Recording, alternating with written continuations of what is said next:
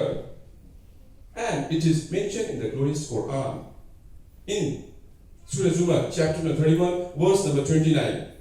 Alam tara anna Allah yulijul layla fi nahari yulijul nahara fil layli. Seest thou not that Allah merges the night into the day and merges the day into the night? Merging is the slow and gradual process. Here, merging means that is merging of night into the day and merging of day into the night.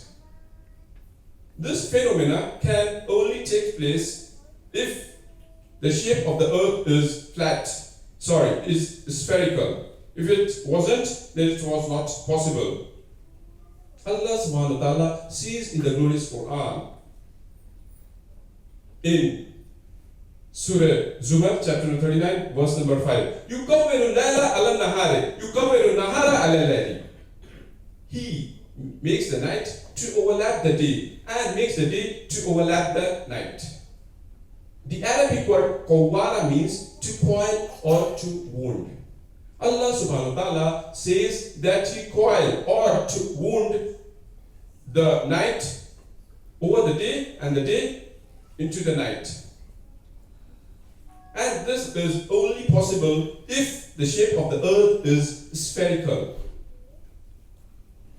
It is mentioned in Surah Naziat, chapter number 79, verse number 30. وَالْأَرْضَ بَعْدَ ذَلِكَ دَهَاهَا. And the earth, moreover, he has made it as egg-shaped. One of the meanings of the Arabic word dahaha means an expanse. The other meaning of the Arabic word daha comes from the root word duhya, which means duhya is also called masdar, that is root word, which means an egg. Today we have come to know that the shape of the earth is not completely round like ball. It is geospherical in shape. Allah subhanahu wa ta'ala says in the glorious Quran, and the Arabic word used is duhya. Duhya means means the shape of the egg of an ostrich. And if you analyze the shape of the egg of an ostrich, it is geospherical in shape. Imagine Allah subhanahu wa ta'ala says in the glorious Quran 1400 years ago that the shape of the earth, specifically the word used is duhya. Previously, scientists thought that the moon has its own light.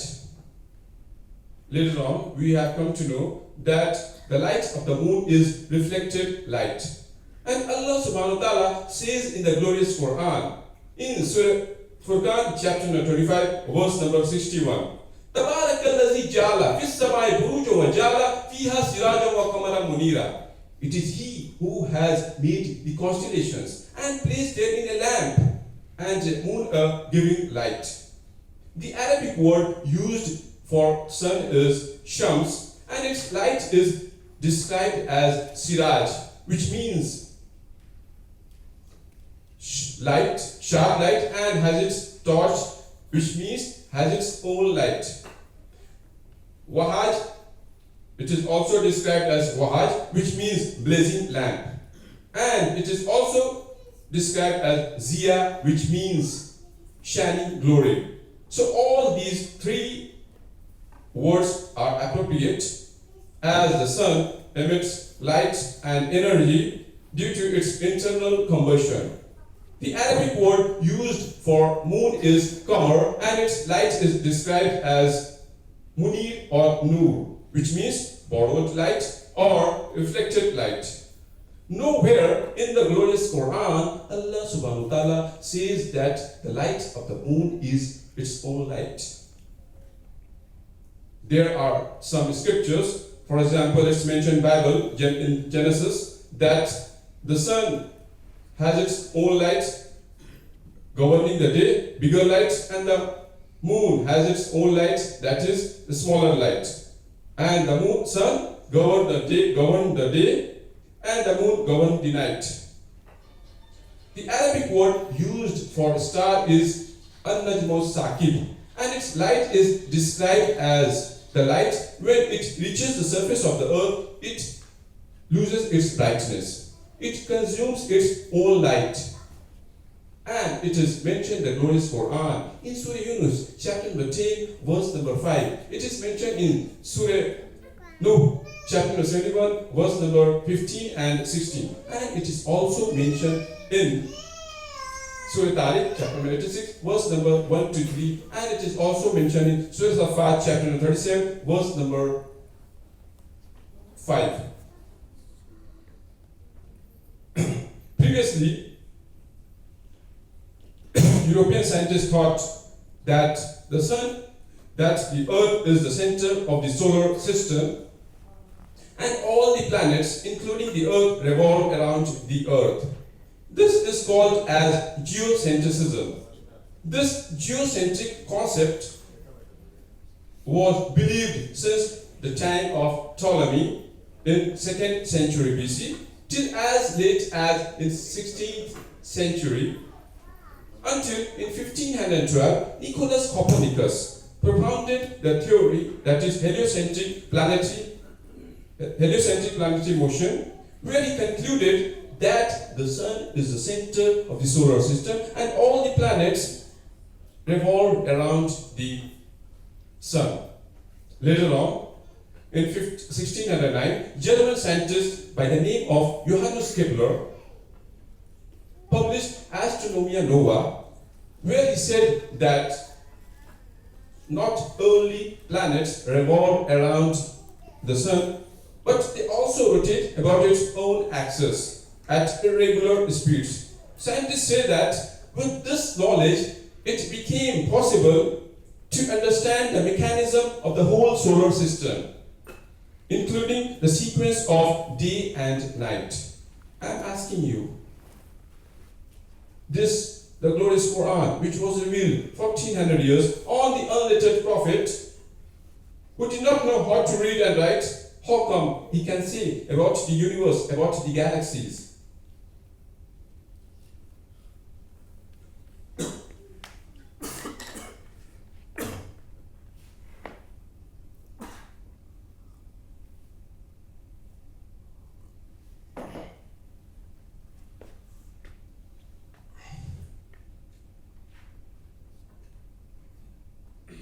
As late as in 1980s, we learned in a school that the sun is the center of the solar system and all the planets revolve around the sun, including the earth, and all the planets, they also rotate about its own axis.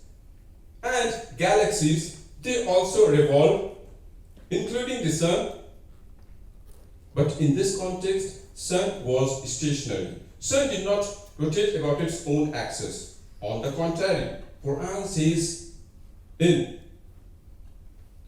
Surah Anbiya, chapter 21, verse number 33, وَهُوَ الَّذِي خَلَقَ اللَّيْلَ وَالنَّهَارَ وَالشَّمْسَ وَالْقَمَرَ كُلٌّ فِي فَلَكٍ يَسْبَحُونَ.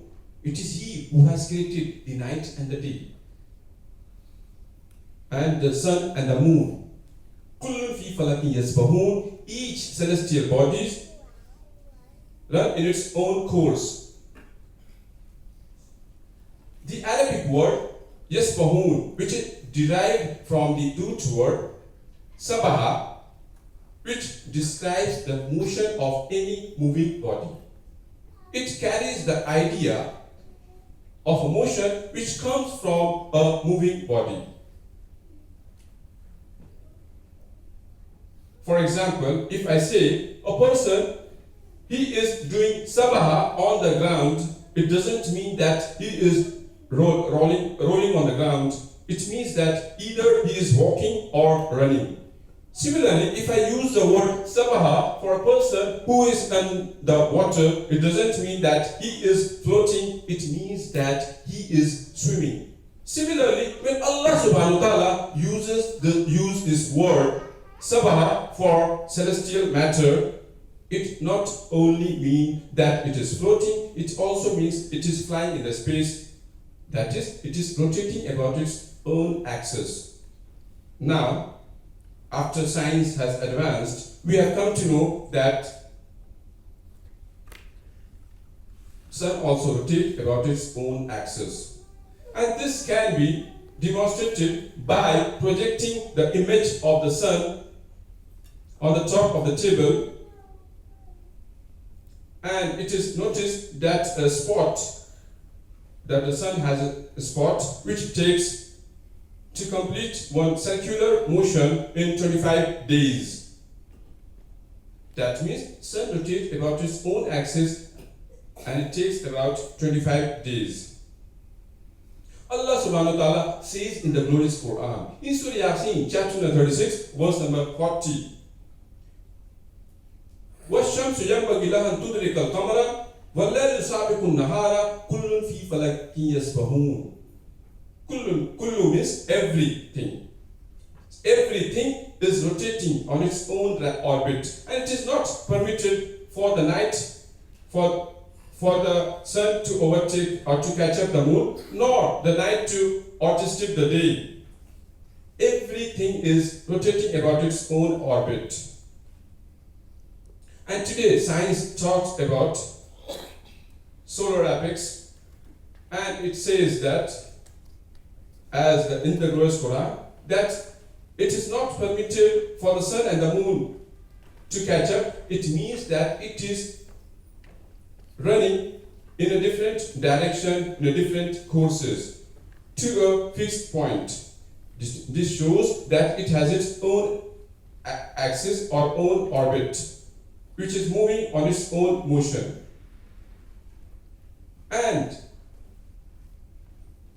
the science says that the sun and the moon, they are moving towards a fixed point, the fixed point towards which the sun is moving, carrying with it the solar system,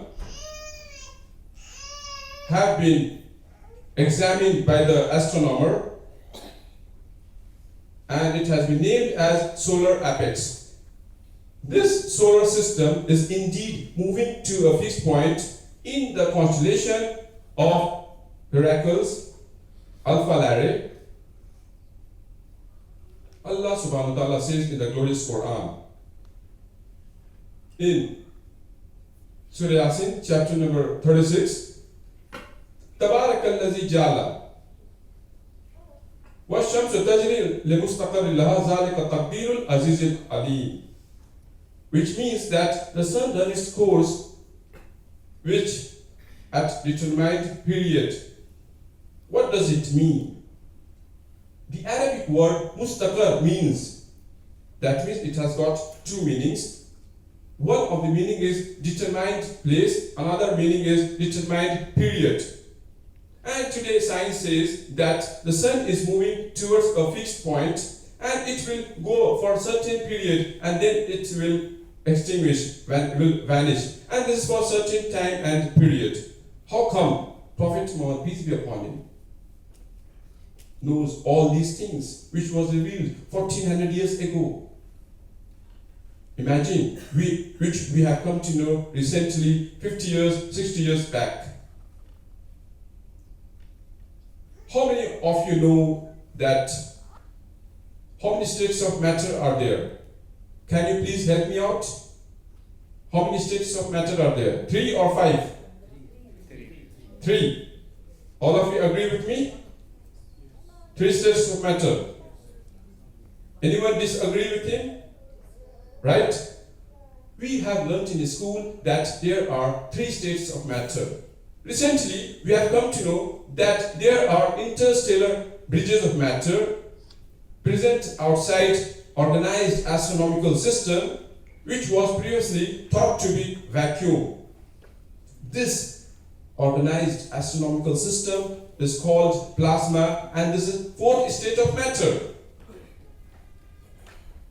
That means there are 4 states of matter. And Allah subhanahu wa ta'ala says in the glorious Quran, in Surah Furqan, chapter 25, verse number 59, that we have created the heavens and the earth and all that is in between. That means there are states of matter. It is not vacuum. And if you read Surah Hijr, chapter number 15, verse number 14 to 15. وَلَوْ فَتَحْنَا عَلَيْهِمْ بَابًا مِنَ السَّمَاءِ فَظَلُّوا فِيهِ. And there is a word which is used, يَرْجُو. And a few weeks back, when I was going through some videos by scientists, the word Raju means, for example, a lame person who is walking on the street. He will not walk in a straight path, he will walk in a curved way. Similarly, Allah subhanahu wa ta'ala has used the word Raju. And Allah says that even if I open the gates of heavens, they will not come to the straight path. Today, scientists say that after a certain layer, the light will not travel in a straight line, but it curves. Even if we launch rocket, it will not go to the straight path. It will curve after a certain layer, after a certain altitude. Imagine Allah subhanahu wa ta'ala says in the glorious Quran, which we have come to know recently. Recently means 50 or 60 years back. And this message is given in Surah chapter number 15, verse number 85.